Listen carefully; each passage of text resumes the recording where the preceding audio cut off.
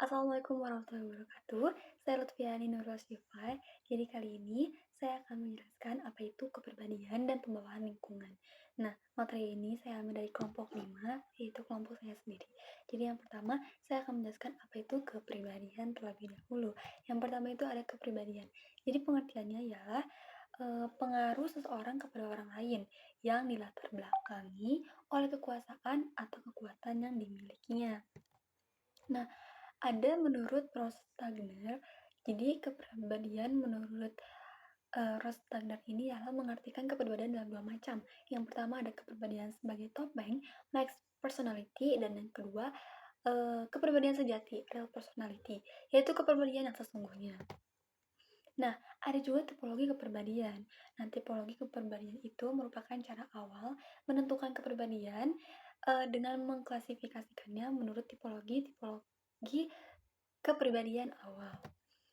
Nah, ada di tipologi kepribadian itu tuh ada terbagi menjadi 4 nih. Ada Hippocrates, ada Kretschmer, ada Sheldon, ada Sprenger. Nah, dari Hippocrates itu ada choleric, melankolis, phlegmatis, sanguinis.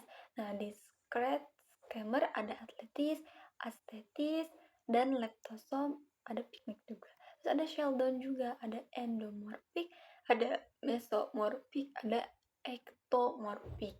Ada yang keempat ada Sprenger, ada teoretik, ekonomi, estetik, sosiatik, dan politik. Nah, jadi kalau misalnya Hippocrates itu ada 4, ada phlegmatis, ada melankolis, ada sanguinis, dan koleris.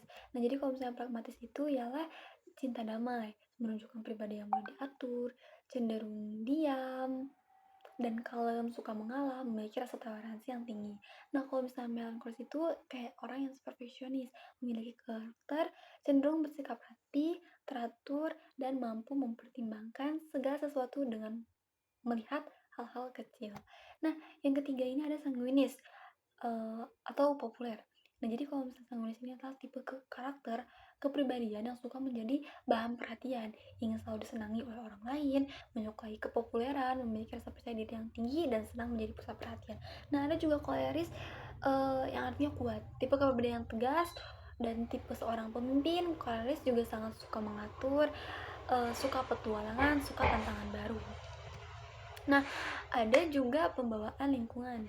Kalau misalnya pembawaan ialah seluruh kemungkinan yang terkandung dalam sel benih yang akan mencapai perwujudannya.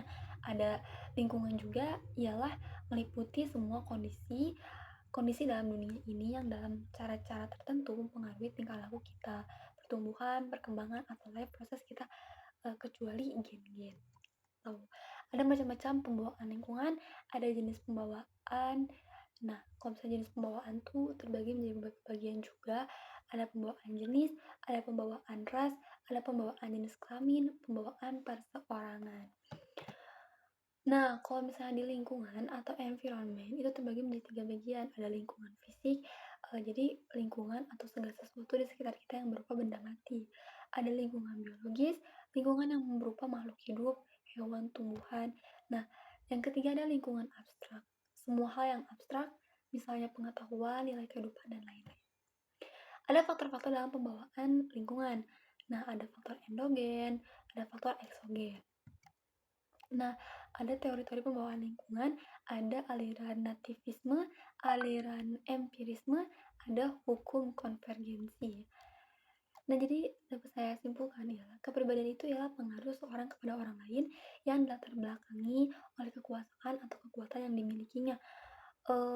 Tipologi kepribadian adalah cara untuk menentukan kepribadian seseorang. Tipologi kepribadian ada 4, ada pragmatis, melankolis, sanguinis, dan koleris.